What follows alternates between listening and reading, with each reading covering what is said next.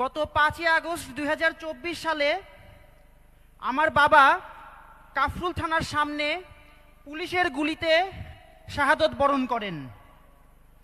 বৈষম্যের বিরুদ্ধে তার এই আত্মত্যাগ জাতির জন্য এক বিরাট পাওয়া।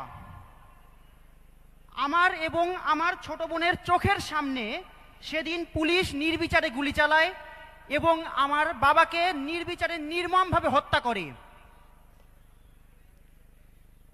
নতুন বাংলাদেশের কাছে আমার চাওয়া, পরবর্তী যে সরকারি ক্ষমতায় আসুক তারা যেন সাধারণ জনগণের হয়, তারা যেন শহীদদের এই রক্তের ঋণ না ভুলে যায়, তারা কোনোভাবেই যেন স্বৈরাচারী আচরণ না করে, তারা কোনোভাবেই স্বৈরাচার না হয়ে উঠুক। এই দেশে ধনী গরিব, উঁচু নিচু কোনো ভেদাভেদ যেন না থাকুক।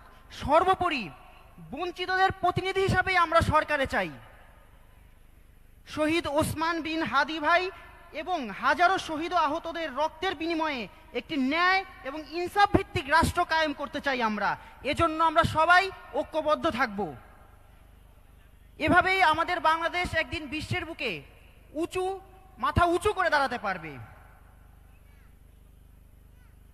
আসন্ন জাতীয় সংসদ নির্বাচন এবং গণভোট, এক্ষেত্রে সামনের যে গণভোট আছে সেখানে শহীদদের আকাঙ্ক্ষা, শহীদদের যে একটা স্বপ্ন, সেটা যদি আমরা নির্মাণ করতে চাই তাহলে আমরা সবাই দল মত নির্বিশেষে হ্যাঁ ভোটকে জয় করব ইনশাআল্লাহ।